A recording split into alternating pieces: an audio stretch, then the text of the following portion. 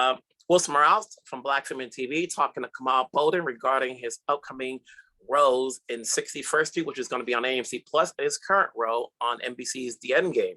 What's up, Kamal? What's happening, Wilson?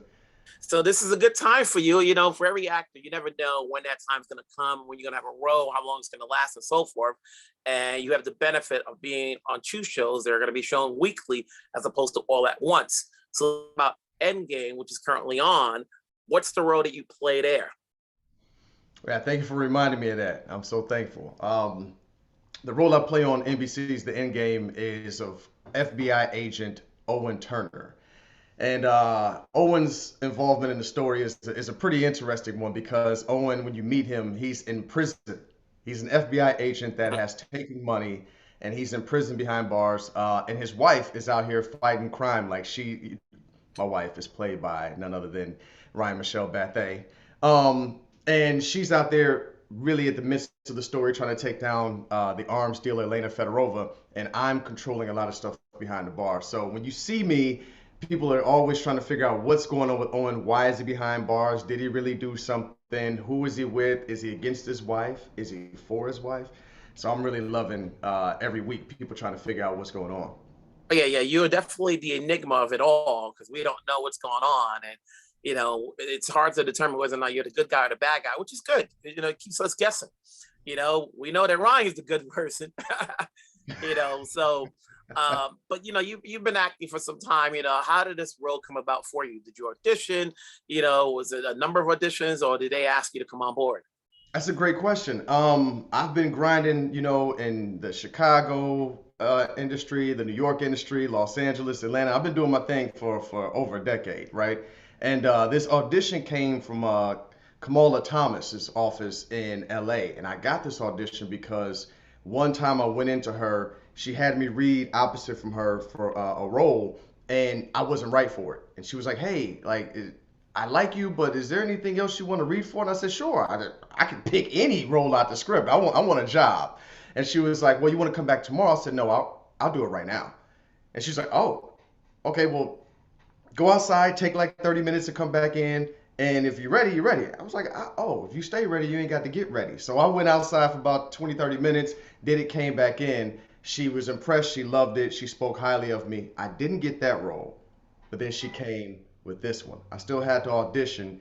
And I'll never forget, they sent it to me. I'm at my mom's house in Peoria, Illinois. And they were like, "We got to set up a Zoom. We want to do like a whole callback with the producers and everything."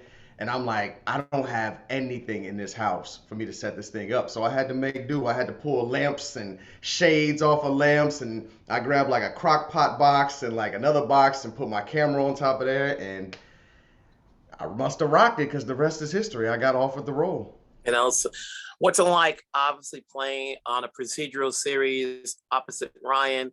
Well, we see bits and parts of you together, but for the most part, you're not on the same scenes during the show.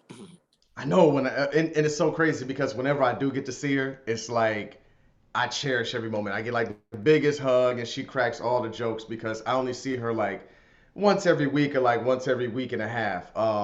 But being on a procedural show like this, there's a reason why these things are so popular. Like these are some of our favorite programs because each week leads you on this journey and a cliffhanger at the end where you're like, I gotta tune in. And it's the same thing for us as actors. Like each time we get a script, like I'm sweating. I'm like, what's gonna happen? Am I gonna get killed? Am I getting out of prison? Like I'm there with Ryan the whole time. But Ryan, she's just driving that car and like solving them riddles and the mysteries every week. So we get a chance to joke a lot about how her workload is super heavy and mine is like this small enigma right now. And then on top of that, in a couple of weeks, and I actually just started watching because I'm part of the press episodes of 61st Street. You Yeah. know, I've seen some of the episodes already. It's heartbreaking to see some of the things that happen. But that's coming up on AMC Plus, a different network. What is your role there? My role there is the total opposite. In a way, my role there is Officer Young. I'm playing one of the few black police officers on the South Side in this all-white police unit for Chicago PD. And when you find him, he's already torn between looking at the black and brown faces that are being subjugated by his his officers, and then like his allegiance to the brothers that he's with. And that really struck a chord with me when I got the script, because the cops, the police officers in this story, as well as like in real life, it's a fraternity. And I'm a fraternity man. Like, I understand what it is to bond with your brothers and to have that loyalty to go on the front lines and have each other's backs. And I also understands what it means to really stand up for your community. So playing Officer Young is something that really hit home with me, because I used to live in Chicago, and seeing that these black officers are torn between the two sides is really interesting to me to explore. So I'm looking forward to seeing what people think about Officer Young's journey. It's definitely a debatable show. You're acting opposite Andre Ellis, Academy nominated, and Emmy Award winner Courtney B. Vance. And they're the ones that are guiding the ship and so forth. And then obviously the subject matter at hand. Like who's right, what's wrong, and the police brutality and everything else. So that's definitely going to be a show that people look at and debate. And like I said, for you, it's a whole different audience. And as an actor, you want different audiences from all different levels. So like, what does it feel now? And when you do work, you don't know the time period when things going to get picked up, when it's going to air. And to know that you have two shows that's going to be on concurrently at one point or another from different audiences, what does that do for you as an actor? And how has your skill set as an actor grown from doing these two shows? Whew, come on, Wilson. Come on, hit me with it. Listen, it's lit. Like, we lit right now. Whenever, as an actor, when you're totally grinding, you're grinding so much, and a lot of times all you're hearing is no. Everybody kind of knows this now. If you listen to the interviews, actors go through so much rejection. The beautiful sweet spot is to get an opportunity to not only work, but work in projects that you truly believe in. And to have the Endgame and 61st Street, and like you referenced, I had no idea when one would come out, when the other one would debut. But to have them so, debut so closely together is a dream come true to me. It's a dream that I didn't even know I had, honestly. It feels like a dream, because I believe so strongly in both of the projects. So I can't put into words how happy I am, how thankful I am to be a part of it. But I will say this: both shows really make you question, like you said, right and wrong, but it doesn't tell you. Neither show is preachy, especially 61st Street. Even though it's going to be a procedural, it's about a young black man that has like the potential out of this world. And some terrible things happen to him at the hands of like the people who are supposed to protect him.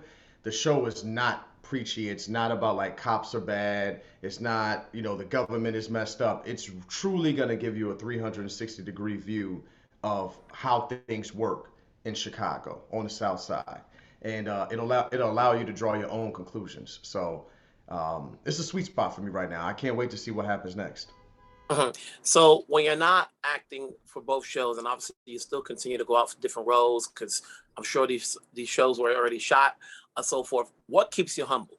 What keeps you to stay true to who you are before you got these shows? Woo, that's a good question. Listen, the work keeps me humble. Like, seriously, when you get on these sets, and like you said, I'm acting opposite Anjanou Ellis and Courtney B. Vance, Hope Michelini, Ryan and Morena Backer, and all these people. I mean, these are all people I look up to. And so there's no room for me to ever feel like the work is done. And I talk to them, and they're constantly telling me how they're still taking classes, they're still working on the craft. And that's something I've always fancied myself as a lifelong learner. Like, I'm always in it. So the humility is just a part of my upbringing. That's how my mother and my stepfather raised me. I know the work is never done. I got to keep going. I got to keep grinding. You never know what's going to happen, especially in this business. So I just take advantage of each opportunity and be ready. Mhm. Well, you got both shows on right now. I try to tell everybody, as a black man who's an actor, a character, stay alive. you know, Hopefully you make it to episode 10 on both shows, you know. And if you have to go out in a blaze of glory, because that's how you will be remembered. Mhm. you know. But it's a good feeling to be on two different shows. You know, I know it's not easy. I talked to a lot of different actors, and so congratulations on the roles. I'm sure we'll talk again because you know you got these shows, and if either one gets renewed, that'd be great. That's job stability, and if not, you seem to have a good team right now. You know, keep it going, get more work. We're here to support wherever you're at. Stay safe. Appreciate you. Thank you. Take care. You too. Thank you, Wilson. Great job, Kamal. Thank y'all.